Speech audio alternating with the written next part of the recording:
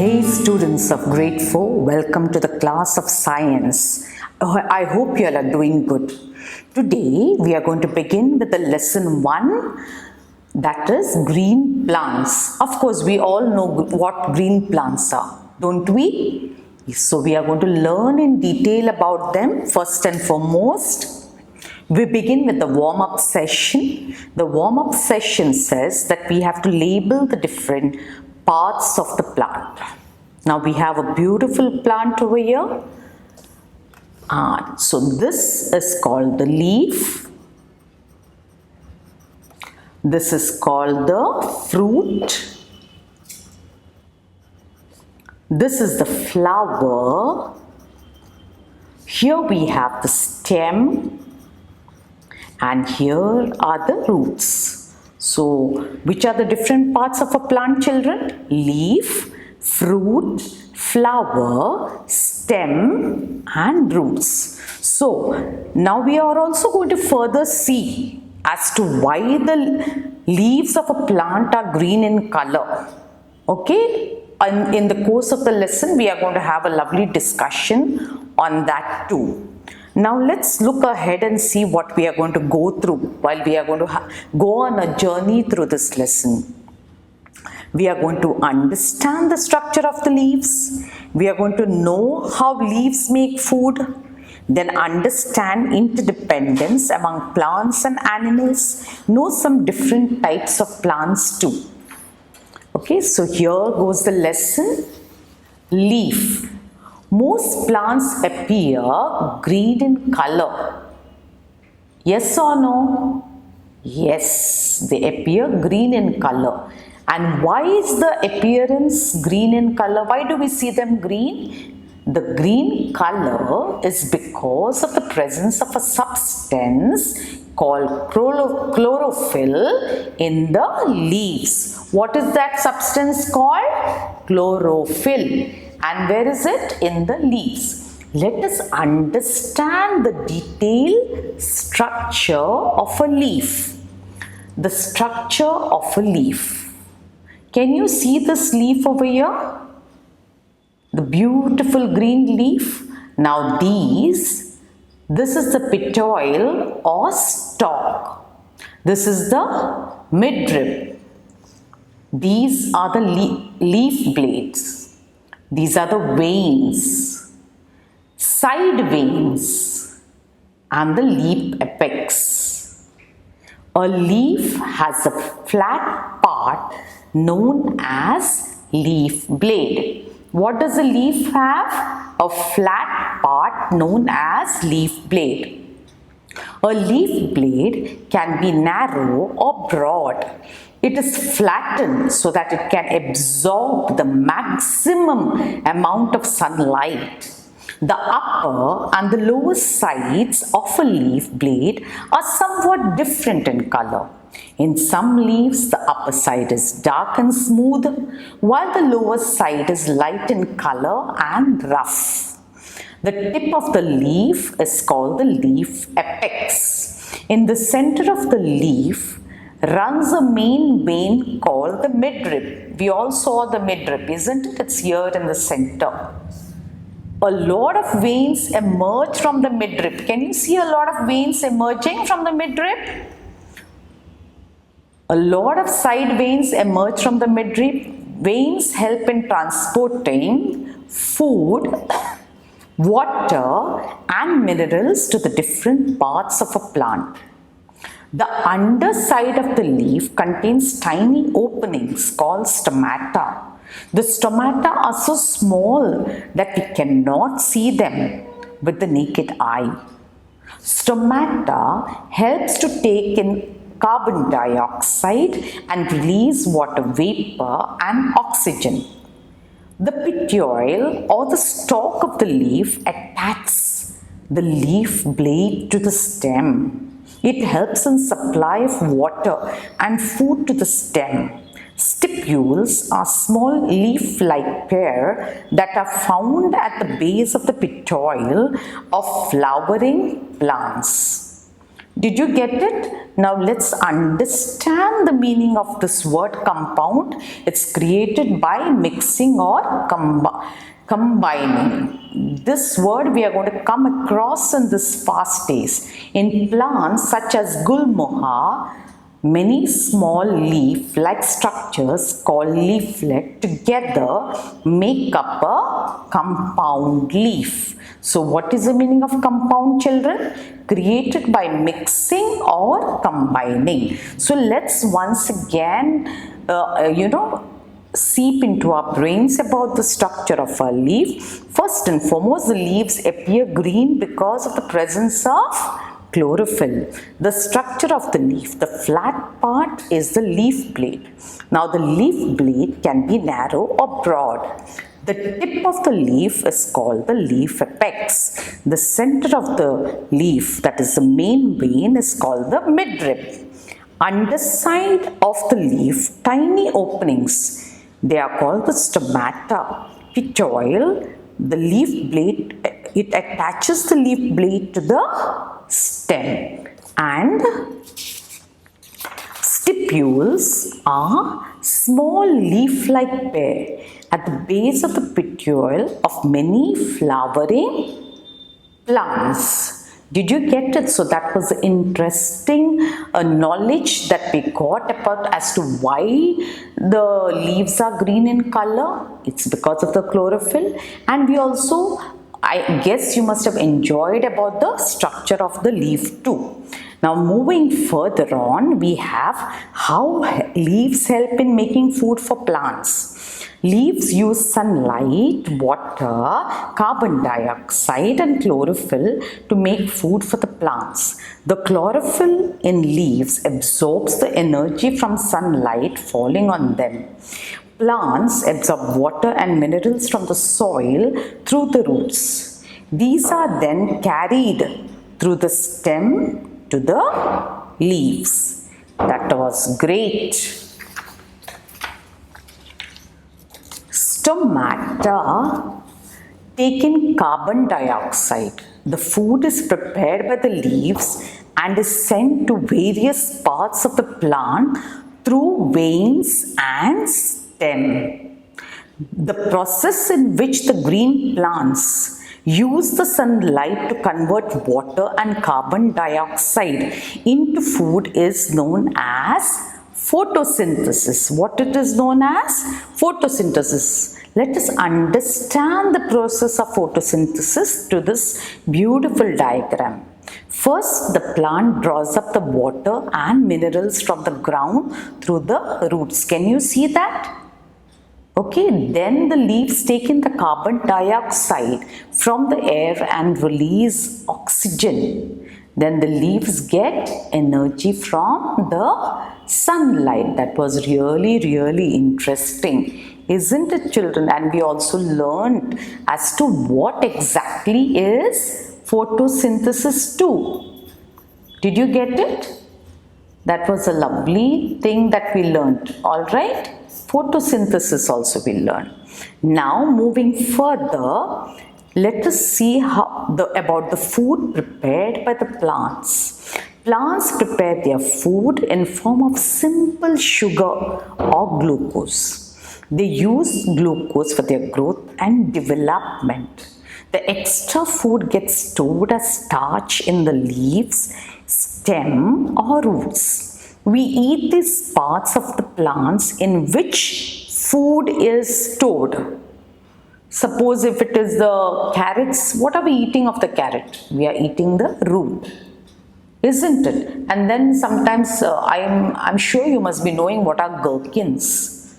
Okay, so what is the gherkin that we are eating? It is the fruit. Did you get it? Now let us see what's over here. Some plants like croton and money plant have leaves with patches of different color.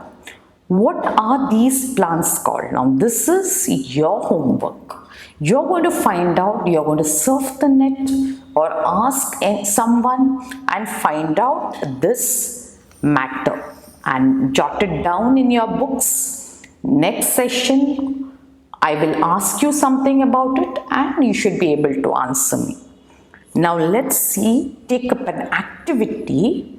And what is the aim of this activity? To test the presence of starch in green leaves. Now we are going to test and see, do the leaves really have starch in them, the green leaves? What will I need? I will need a beaker, we will need a stand, we'll need a test tube holder, water, a green leaf, iodine and alcohol. And what do? Take the green leaf and boil it in water. Then boil the leaf in alcohol. Wash the leaf in cold water. Add a few drops of iodine. The leaf turns blue-black. What does the color become? It turns blue-black. Did you get it, children? Did you get it? This is how you are going to conduct the procedure. Okay? The blue-black color shows the presence of starch in green leaves. Through this, we come to know that there is starch in green leaves. Why? Because the leaves turn to blue-black. Now let's go to the next activity.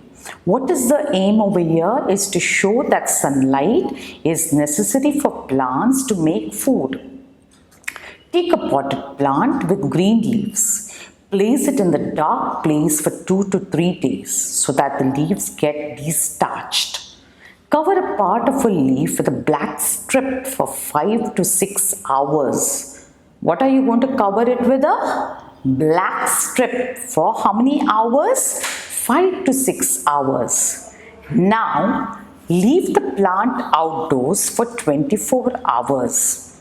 After that, remove the strip and pluck the leaf. Test it for starch as done in activity 1. Observe and write your findings in your notebook. Children, I really want you to do this. Okay?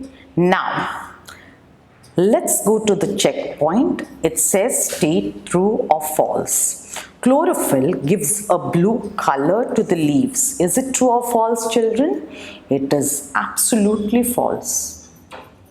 Alright, the leaf blade is flattened so that it can absorb maximum amount of sunlight. That is true.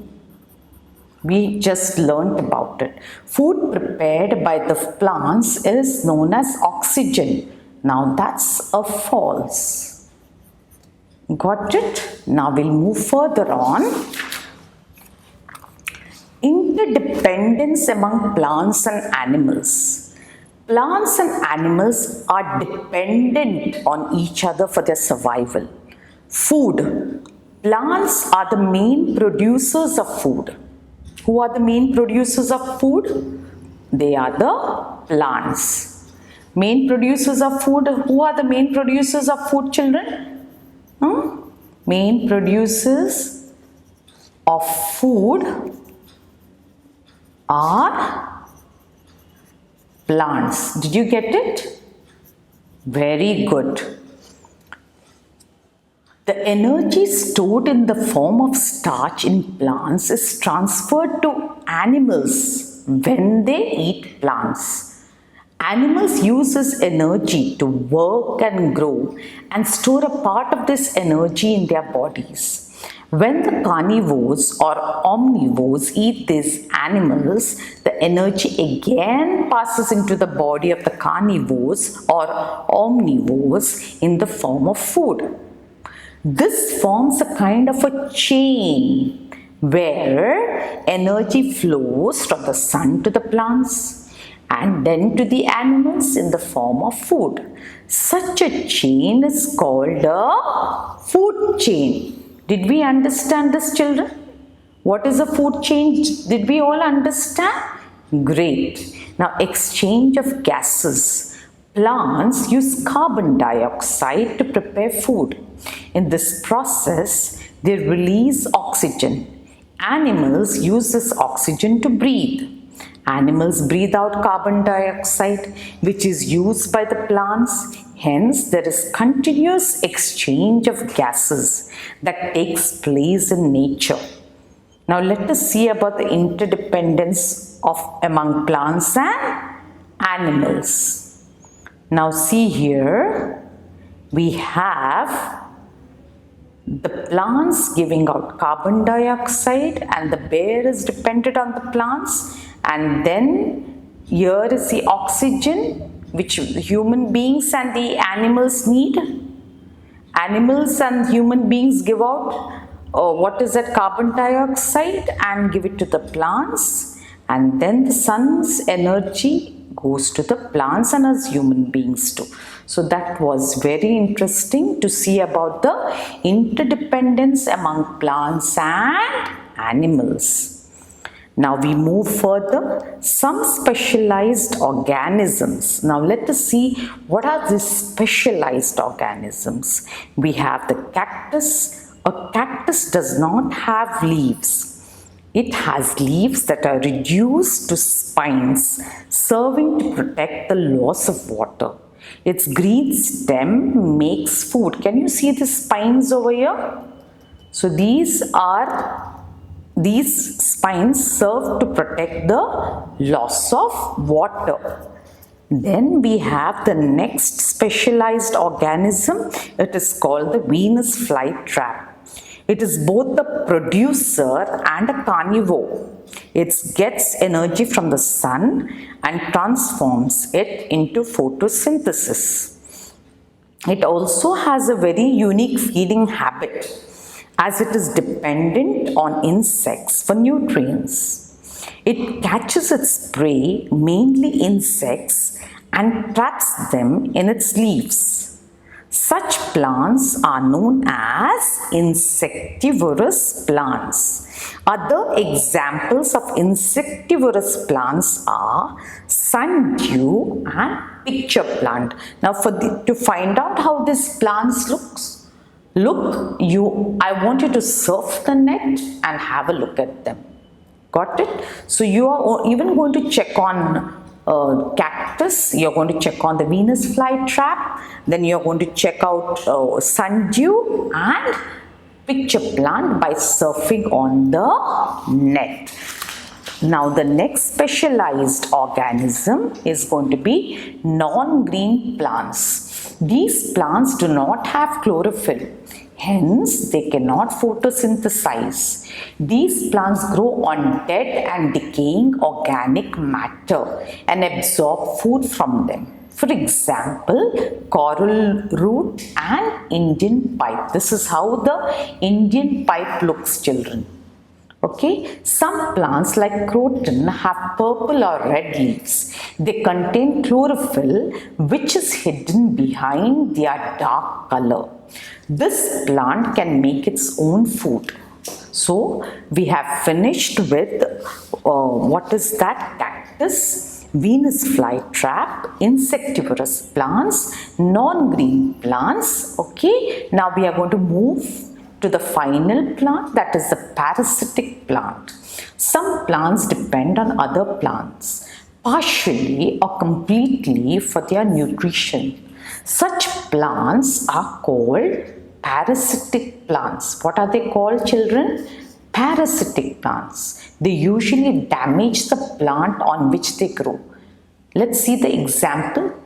Cascuta and mistletoe. Now, as to how these plants look, you will have to surf the net and have a look at them.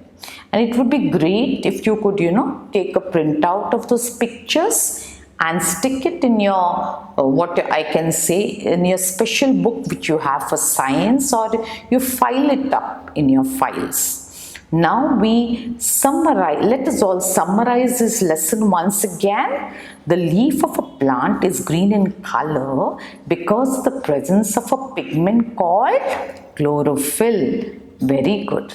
The chlorophyll in leaves traps energy from sunlight and helps to make food for plants. The main parts of leaf are leaf plate, midrib, side veins and stomata.